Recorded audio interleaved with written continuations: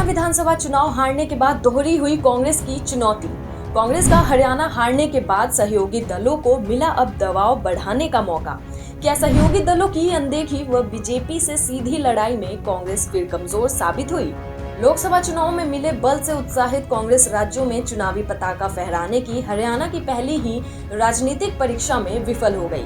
राज्य में सत्ता विरोधी सुरों के बीच बने अनुकूल माने जा रहे माहौल के बावजूद लचर रणनीति के कारण हरियाणा तो कांग्रेस के हाथ से फिसल ही गई है।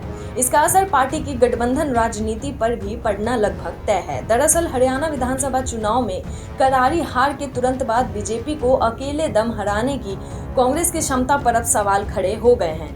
इस चुनाव परिणाम के बाद इंडिया में यह सवाल और जोर पकड़ेगा। इसका तुरंत असर महाराष्ट्र और झारखंड विधानसभा चुनाव के अलावा राजस्थान उपचुनाव पर भी दिख सकता है। इस परिणाम ने सहयोगी दलों के इस अपरोक्ष आरोप को सही साबित किया कि अब भी कांग्रेस को बीजेपी से मुकाबले के लिए क्षेत्रीय दलों के सहयोग की जरूरत है। साथ ही जब भी कांग्रेस अकेले बीजेपी के सामने आती है वह कमजोर साबित हो ही जाती है। हरियाणा में चुनाव कांग्रेस हार गई, जहां वहां अकेले दम मैदान में थी। जम्मू कश्मीर में जब नेशनल कॉन्फ्रेंस ने गठबंधन को लीड किया तो गठबंधन को जीत मिली। लोकसभा चुनाव में 99 सीटें जीतकर विपक्ष की धुरी के रूप में उभरी कांग्रेस के इस लचर प्रदर्शन से उसके सामने भाजपा से मुकाबले के साथ ही इंडिया में शामिल घटक दलों के दबाव की चुनौती भी होगी। जाहिर तौर पर सहयोगी दल अपने प्रभुत्व वाले राज्यों में कांग्रेस का राजनीतिक प्रभाव कम करने का प्रयास करेंगे। महाराष्ट्र और झारखंड जैसे राज्यों के जल्द होने जा रहे चुनाव में इसका असर दिखेगा, जहां सहयोगी दल कांग्रेस पर हावी होने की कोशिश करेंगे। 2014 से यह ट्रेंड लगातार जारी है, लेकिन 2023 दिसंबर में इस पर गंभीर बहस हुई। कांग्रेस ने अति आत्मविश्वास में मध्य प्रदेश में किसी भी सहयोगी दलों को न सिर्फ सीट देने से इनकार किया, बल्कि पार्टी के सीएम उम्मीदवार कमलनाथ ने एसपी प्रमुख अखिलेश यादव के लिए उन्हें छोटा नेता बताते हुए टिप्पणी भी की थी।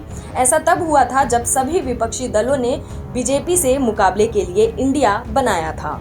उसी तरह छत्तीसगढ़ में भूपेश बघेल ने अपने ही सहयोगी दलों पर प्रतिकूल टिप्पणी की। नतीजा आया तब दोनों राज्य कांग्रेस हार गई। इसके बाद कांग्रेस ने अचानक डैमेज कंट्रोल करने की पहल की। अगर आंकड़ों की बात की जाए तो आम चुनाव में भले कांग्रेस ने अपेक्षा से बेहतर प्रदर्शन किया, लेकिन उसे उन्हीं राज्यों में अधिक सफलता मिली जहां उसके साथ दूसरे क्षेत्रीय दलों का मजबूत साथ मिला।